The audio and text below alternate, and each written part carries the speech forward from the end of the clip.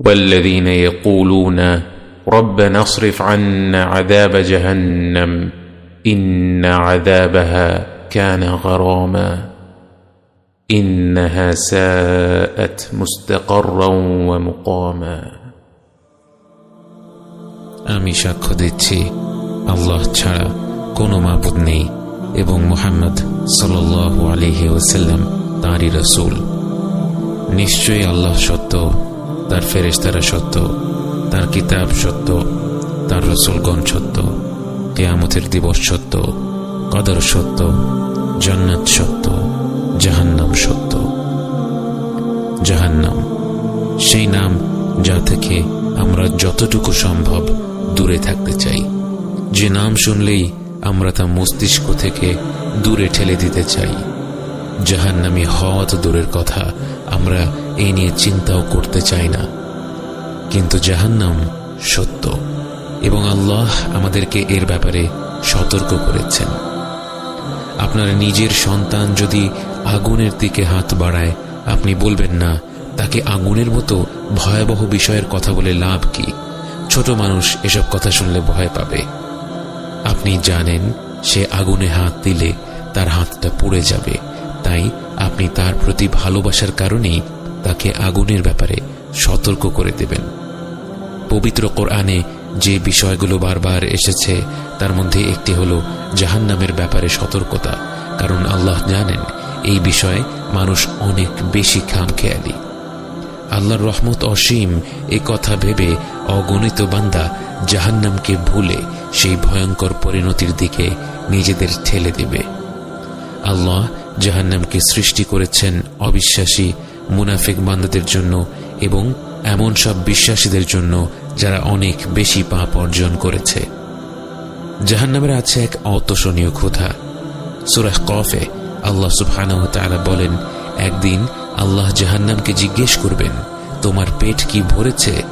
জাহান্নাম বলবে, হাল মিন মাজিদ, আরো কিছু আছে কি? রাসূল সাল্লাল্লাহু আলাইহি ওয়াসাল্লাম বলেন, জাহান্নামের প্রান্ত থেকে এর ভেতর একটি পাথর ফেলে দিলে সেই পাথর 70 বছর ধরে পড়তে থাকলেও এর তলায় পৌঁছবে না। জাহান্নামের আছে অনেকগুলো স্তর, যে যত নিচের স্তরে থাকবে তার শাস্তি তত বেশি কঠিন। সহিহ মুসলিমের হাদিসে এসেছে, রাসূল সাল্লাল্লাহু আলাইহি ওয়াসাল্লাম বলেন, তার চাচা আবু তালেব জাহান্নামের বাসিন্দাদের মধ্যে সবচেয়ে হালকা শাস্তি পাবেন। এই হালকা শাস্তি হলো তাকে আগুনের এক জোড়া জুতো পরিয়ে দেয়া হবে, যার তাপের কারণে তার মস্তিষ্ক ফুটতে থাকবে। আল্লাহ যেন আমাদেরকে জাহান্নাম থেকে রেহাই দেন। আল্লাহ যেন আমাদের পরিবার পরিজনদেরকে জাহান্নাম থেকে রেহাই দেন।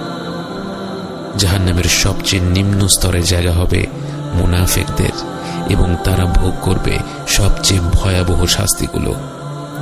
জাহান্নামের বাতাস হবে সামুম, যা হবে অত্যন্ত শুষ্ক ও উত্তপ্ত, এবং জাহান্নামের পানি হবে হামিম, যা হবে ফুটন্ত পানির মতো গরম। সেখানে ছায়া থাকবে শুধুমাত্র একটি গভীর ধোঁয়ার ভেতরে, যেখানে শ্বাস প্রশ্বাস নেয়াই দুষ্কর। জাহান্নামের আগুনের তাপ হবে পৃথিবীর আগুনের চেয়ে 70 গুণ বেশি। যে পৃথিবীর আগুন এক মুহূর্তের জন্য আমাদের শরীর সইতে পারে না, আমরা কি করে জাহান্নামের আগুন সহ্য করার কথা ভাবতে পারি? জাহান্নামীদের উদ্দেশ্য করে আল্লাহ তাআলা বলেন, فذوقوا فلن نزيدكم إلا عذابا। জাহান্নামে প্রতিনিয়ত শাস্তি বাড়তে থাকবে। প্রতিদিন যে শাস্তি দেয়া হবে তা তার আগের দিনের চেয়ে বেশি হবে, অর্থাৎ এই শাস্তিতে কারো অভ্যস্ত হয়ে যাওয়ার সুযোগ নেই। একবার ভেবে দেখুন, এইভাবেই জাহান্নামের জীবন চলতে থাকবে 100 বছর নয়, 1000 বছর নয়, বরং অনন্তকালের জন্য। কোটি কোটি বছর পার হয়ে যাওয়ার পরেও শাস্তির পরিমাণ প্রতিনিয়ত বেড়েই চলছে। আল্লাহ যেন আমাদেরকে রেহাই দেন। এমন ভয়াবহ শাস্তির কথা ভাবলে আমাদের মনে প্রশ্ন আসতে পারে, মানুষ পাপ করেছে 70-80 বছর, তাহলে তার শাস্তি অনন্তকালের জন্য কেন? এর কারণ হচ্ছে তার জীবন শেষ হয়েছে আল্লাহর হুকুমে, তাকে যদি অনন্তকাল বেঁচে থাকার সুযোগ দেয়া হতো, সে অনন্তকাল আল্লাহর অমান্য করে যেত, সে অনন্তকাল অন্যের হক নষ্ট করে যেত, সে অনন্তকাল অবিচার করে যেত। তাই আল্লাহ সূরা নাবাতে বলেন, জাযাআউ ওয়িফাকা, এটাই উপযুক্ত প্রতিফল, এটাই উপযুক্ত শাস্তি। এই শাস্তির বর্ণনা শুনে মনে হতে পারে শাস্তিটা কি বড় বেশি কঠোর নয়? কিন্তু আল্লাহ হচ্ছেন আলিমুল হাকিম, তিনি সব জানেন, তিনি সবচেয়ে বিজ্ঞ। যে শাস্তির বর্ণনা করা হয়েছে জাহান্নামীদের জন্য, সেটাই উপযুক্ত শাস্তি। তাদের যদি এর চেয়ে অনুপরিমাণও কম শাস্তি প্রাপ্য হতো, আল্লাহ তাদেরকে ততটুকুই শাস্তি দিতেন। আল্লাহ যেন আমাদের সকল প্রকার শাস্তি থেকে বাঁচিয়ে রাখেন এবং আমাদেরকে হিসাব ছাড়া জান্নাতে প্রবেশ করার অনুমতি দেন। জাহান্নামের বাসিন্দাদের দেহ হবে আকারে অনেক বড়, তাদের চামড়ার পুরুতা হবে 42 যিরা এবং 1 যিরা হচ্ছে প্রায় 3 ফিট, অর্থাৎ তাদের চামড়া হবে প্রায় 120 ফিট পুরু এবং তাদের শরীরগুলো হবে উহুদ পাহাড়ের মতো প্রকাণ্ড। তাদেরকে এত বড় শরীর দেওয়ার কারণ হচ্ছে তারা যেন তাদের শাস্তিগুলো আরো প্রবলভাবে অনুভব করতে পারে। জাহান্নামীদের খাবার হবে দরিয়া, যা না ক্ষুধা মেটাবে না কোনো পুষ্টি দেবে। এছাড়া জাহান্নামীদের জন্য থাকবে যাকুম নামের এক গাছের ফল, যা খাওয়ার পর গলিত পিতলের মতো তাদের নাড়ি ভুঁড়ি পুড়িয়ে দেবে। এবং তাদের পানীয় হবে হামিম, যা হচ্ছে ফুটন্ত পানি, যা পান করার পর তাদের তৃষ্ণা কমবে না বরং বৃদ্ধি পাবে। এবং গসাক, যা হচ্ছে জাহান্নামীদের পোড়া মাংস থেকে বের হওয়া তরল বস্তু। আল্লাহ আমাদের উপর রহম করুন, আল্লাহ আমাদের জাহান্নাম থেকে রক্ষা করুন। যারা দুনিয়াতে মদ্য পান করেছে তাদেরকে জাহান্নামে পান করানো হবে তিনাতুল খাবাল, যা হচ্ছে জাহান্নামীদের গা থেকে বেরিয়ে আসা পুজ এবং ঘামের মিশ্রণ। আমাদের মধ্যে যারা মদ্য পান করেছি তারা যেন প্রত্যেকে তা থেকে তওবা করে ফিরে আসতে পারে। এসব খাদ্য এবং পানীয় বিদঘুটে এতটা কষ্টদায়ক হওয়া সত্ত্বেও জাহান্নামীরা এগুলো খাবে এবং পান করবে। তাহলে ভেবে দেখুন তাদের অবস্থা কতটা ভয়াবহ হবে। জাহান্নামীদের কাপড় হবে আগুনের তৈরি এবং গলিত তামার তৈরি। মুসলিম শরীফে বর্ণিত হাদিসে এসেছে, আল্লাহ জাহান্নামের সবচেয়ে কম শাস্তি পাওয়া ব্যক্তিকে উদ্দেশ্য করে বলবেন, তোমার কাছে যদি গোটা পৃথিবীর সমান ধন সম্পদ থাকতো, তুমি কি জাহান্নাম থেকে রেহাই পাওয়ার জন্য তা দিয়ে দিতে? সে বলবে হ্যাঁ। আল্লাহ তখন তাকে বলবেন, আমি তো তোমার কাছ থেকে এর চেয়ে আরো অনেক অল্প কিছু চেয়েছিলাম। আজকে আমরা পৃথিবী ভর্তি সম্পদের জন্য নয়, বরং অল্প কিছু টাকা পয়সার জন্য আমাদের দিনকে ভুলে যাই। আল্লাহ যেন আমাদের হেফাজত করেন। যারাই এক আল্লাহকে বিশ্বাস করেছে, তার সাথে শিরক করেনি, তারা এক পর্যায়ে জাহান্নাম থেকে মুক্তি পাবে। প্রত্যেক ব্যক্তি যার পাপ ক্ষমা করে দেয়া হয়নি, সেই পাপের জন্য সাজা পাবে। কোনো কোনো পাপ আল্লাহ সরাসরি ক্ষমা করে দেন, কোনো কোনো পাপের শাস্তি আমাদের পৃথিবীতেই পেতে হয় এবং সেটাই হচ্ছে সবচেয়ে হালকা শাস্তি, যদিও দুনিয়ার জীবনে তা আমাদের কাছে অসহনীয় মনে হয়। যাদের পাপ এত বেশি যে আল্লাহর মাগফিরাত এবং পৃথিবীর শাস্তি দিয়েও সেগুলো মুছে যায়নি, তারা কবরের আযাব পাবে।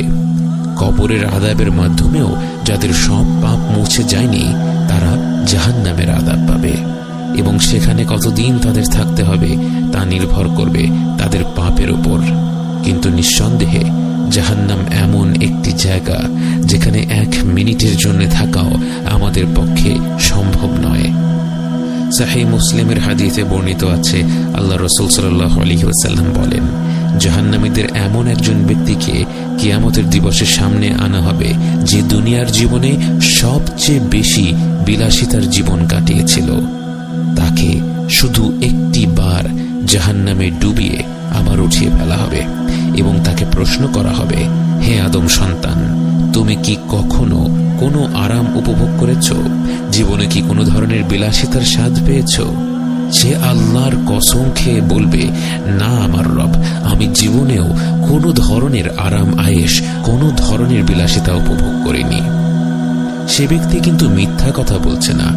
সে এক মুহূর্তের জন্য জাহান্নামের স্বাদ পেয়ে সত্যি সত্যি তার গোটা দুনিয়ার জীবনের প্রতিটি সুখ ভুলে গিয়েছিল। ভেবে দেখুন, যেই জাহান্নামে প্রবেশ করার সাথে সাথে আমরা জীবনের যত সুখ অনুভব করেছিলাম সব ভুলে যাব, সেই সুখগুলোর জন্য কি জাহান্নাম ক্রয় করে নেওয়া একজন জ্ঞানী ব্যক্তির কাজ হতে পারে? বাস্তবে অনেকে বলেন, আমি এক আল্লাহকে বিশ্বাস করলে তো জান্নাতে যাবই, হয়তো কিছুদিন জাহান্নামে কাটাবো, এই যা। এটা যে কত ভয়াবহ একটা ভাবনা, এটা জাহান্নামের বাস্তবতা সম্পর্কে না জানলে বোঝা সম্ভব না। আমাদের প্রত্যেককে জাহান্নামের ব্যাপারে সতর্ক করা হয়েছে। কোরআনে বারবার এ ব্যাপারে সতর্ক বাণী এসেছে। আমরা যেন এ থেকে পুরোপুরি দূরে সরে থাকার লক্ষ্য মাথায় রেখে কাজ করি। আমরা যেন প্রতিদিন এই ভয়ঙ্কর জায়গাটাকে স্মরণ করে নিজেদের জীবনটাকে গুছিয়ে নেই এবং আল্লাহর কাছে ক্ষমা চাই। আল্লাহ যেন আমাদের অন্তরগুলো খুলে দেন, তার পবিত্র সতর্কবাণী শোনার এবং বোঝার তৌফিক দেন, জাহান্নাম থেকে আমাদের চিরকালের জন্য দূরে সরিয়ে নেন এবং হিসেব ছাড়া জান্নাতে প্রবেশ করার তৌফিক দান করেন।